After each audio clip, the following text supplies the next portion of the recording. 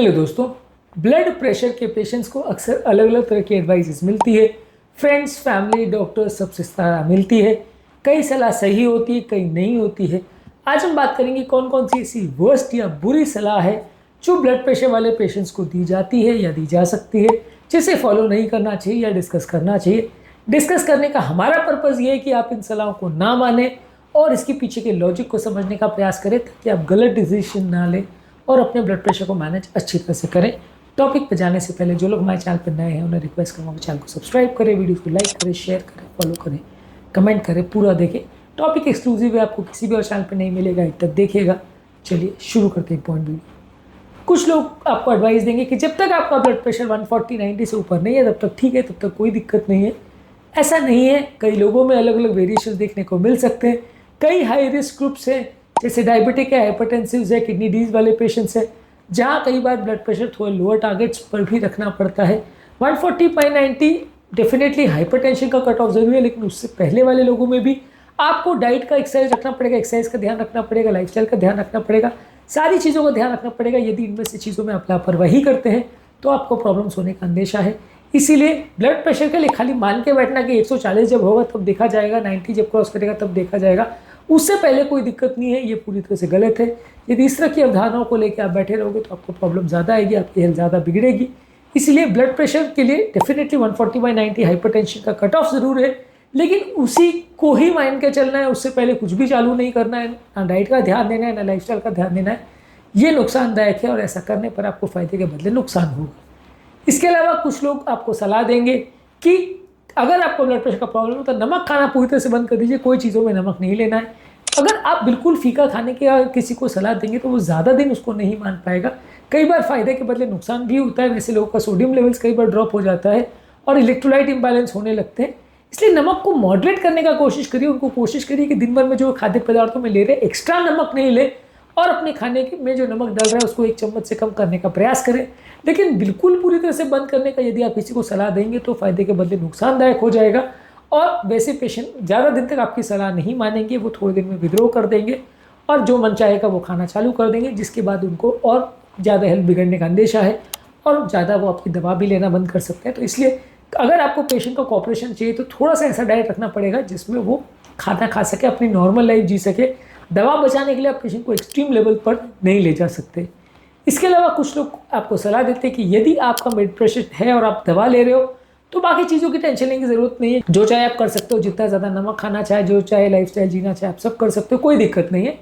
Definitely ये एक बुरी चीज़ है। अगर आपको कोई बोलता है कि आप अपनी नॉर्मल लाइफस्टाइल जी सकते हो और कोई भी ध्यान रखने की ज़रूरत नहीं है तो ये नुकसानदायक है। ब्लड प्रेशर की दवाई आपकी ब्लड प्रेशर को ज़रूर कंट्रोल करती है, लेकिन अगर आप नॉर्मली अच्छी लाइफस्टाइल नहीं जीते तो उससे संबंधित बहुत सारी बीमारियां और इशू फिर भी आती रहेगी। तो एक हेल्दी लाइफस्टाइल के ये बदले नहीं है कि आप दवा ले रहे हो। दवा लेना आवश्यक है आपके ब्लड प्रेशर को कंट्रोल करने के लिए, लेकिन उसके बियॉन्ड सारी चीज़ों पर ध्यान रखने की ज़रूरत है ताकि जो प्रॉब्लम ब्लड प्रेशर करती है, जो बीमारी वो क्रिएट करती है, वो मैनेज और मेंटेन किया जा सके और उससे आप अपने आप को बचा सको। इसके अलावा कुछ लोग आपको बोलेंगे कि यार कभी कभार एक आध बार बीपी अगर 170-180 हो गया तो उसके लिए इतना टेंशन लेने की ज़रूरत नहीं, वो प्रॉब्लम नहीं करेगा। पर ऐसा नहीं है। काफ़ी पेशेंट में ऐसा होता है कि सडन जब ब्लड प्रेशर स्पाइक करता है वो टाइम सबसे ज़्यादा डेंजरस होता है, तब सबसे ज़्यादा मृत्यु होती है, तब से ज़्यादा लकवा, हार्ट अटैक या हार्ट फेलियर के केसेस देखने को मिलते हैं जब blood pressure suddenly shoot up करता है। तो कई बार ये सडन स्पाइक जो ब्लड प्रेशर का देखने को मिलता है ये ज़्यादा डेंजरस होता है और ये ज़्यादा नुकसानदायक होता है उन लोगों के लिए जिनको हार्ट अटैक का प्रॉब्लम है या हार्ट फेलियर का प्रॉब्लम है या कोई भी तरह का कार्डियोवैस्कुलर प्रॉब्लम है। तो अगर कोई व्यक्ति आपको ये सलाह देता है कि यदि आपका एक आध बार बीपी 170-180 हो गया तो उसको इग्नोर कर सकते हैं, तो इग्नोर मत करिए। हाँ, उसके लिए बहुत पैनिक भी मत करिए, उसको कंट्रोल करने का प्रयास करिए, दोबारा स्पाइक ना हो इसका प्रयास करिए, लेकिन वो डेंजरस है। और कई बार अगर दवा मिस करने की वजह से या किसी कारण की वजह से सडन बीपी शूट करता है तो आपके लिए जानलेवा भी हो सकता है, तो इससे बचने का प्रयास जरूर करें। इसके अलावा कुछ लोग आपको सलाह देते हैं कि यार ब्लड प्रेशर का कंट्रोल उम्रदराज लोगों के लिए ज़्यादा जरूरी है। यंग लोगों में या 20-25 साल लोगों में इसमें कुछ फ़र्क नहीं पड़ता, ये कोई प्रॉब्लम नहीं क्रिएट करेगा। देखिए किस व्यक्ति का कितना ब्लड प्रेशर है उसके हिसाब से ज़्यादातर निर्धारित होता है कि उसको कितनी प्रॉब्लम आ सकती है। डेफिनेटली उम्रदराज लोगों को प्रॉब्लम्स आने का अंदेशा यंग लोगों से ज़्यादा है, लेकिन इसका मतलब ये बिल्कुल नहीं है कि यंग लोग को कोई प्रॉब्लम नहीं आएगी और यंग लोग जितना चाहे ब्लड प्रेशर लेके घूम सकते हैं, उनको कभी दिक्कत नहीं आएगी। ऐसा बिल्कुल नहीं है। ब्लड प्रेशर हाई होने से यंग लोगों को भी प्रॉब्लम आ सकती है। हाँ, उम्रदराज लोगों की अपेक्षा उनको प्रॉब्लम आने का चांस कंपेरेटिवली थोड़ा कम होगा, लेकिन अगर वो ये मान के अपनी प्रॉब्लम को इग्नोर करते हैं, ध्यान नहीं देते हैं, तो वो फ़ायदे के बदले नुकसान में रहेंगे और अपनी हेल्थ को बिगाड़ लेंगे। इसके अलावा कुछ लोग को ऐसा लगता है, कुछ लोग आपको सलाह देंगे कि घर पर ब्लड प्रेशर मेंटेन करने की कोई ज़रूरत नहीं है, महीने 2 महीने में क्लिनिक में एक बार चेक कर लिया तो बहुत हो गया, इसमें कोई माथापच्ची करने की ज़रूरत नहीं है। क्यों फालतू में घर पर ये सारी चीज़ों का टंटा करना, ये सारी चीज़ों को घर पर पालना, ये सारी चीज़ें टाइम वेस्ट है और आपको अननेसेसरी टेंशन में डालती है।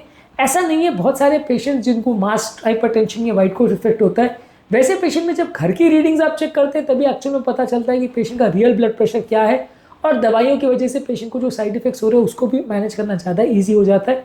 इसलिए पेशेंट का घर पर ब्लड प्रेशर को रेगुलरली चेक करना बहुत ज़्यादा ज़रूरी है।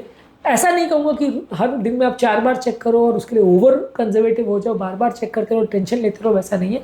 पर एटलीस्ट जहाँ पे टाइम मिले, जितना टाइम मिले उसको चेक करते रहना ज़रूरी है। जितना अच्छा आप घर पर मॉनिटर करेंगे उतना प्रॉब्लम्स होने का चांस कम रहेगा, जितना लापरवाही करेंगे उतना प्रॉब्लम्स होने का चांस ज़्यादा रहेगा। इसके अलावा कुछ लोग आपको ये सलाह देते हैं कि ब्लड प्रेशर की दवा को हमेशा ज़िंदगी भर ही लेनी पड़ती है, ब्लड प्रेशर की दवा बंद नहीं होती है।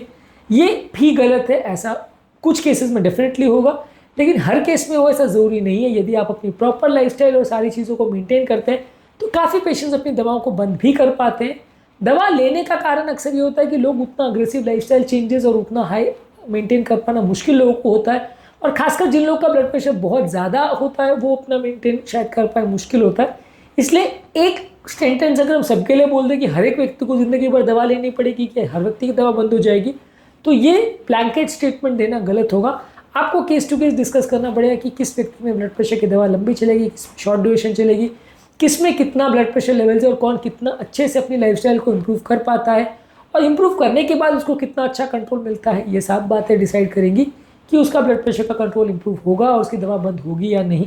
पर एक स्टेटमेंट सबके लिए सूटेबल हो और हर व्यक्ति के लिए वैसा ही होगा, ये सोचना गलत है। और यदि आपको इस तरह की कोई एडवाइस देता है या मन में इस तरह की कोई भ्रांति है तो गलत है। आपको जानना समझना जरूरी है कि केस टू केस वेरिएशन होता है। कई लोग अपनी दवाओं को बंद कर पाते, कई लोग नहीं कर पाते, पर ये इस बात पर डिपेंड करेगा कि आपका ब्लड प्रेशर लेवल्स कितना है, आप कितना अच्छे से लाइफस्टाइल चेंज करते हो और उसका रिस्पॉन्स कितना आता है। पहले से इसका डिसीजन कर पाना मुश्किल है।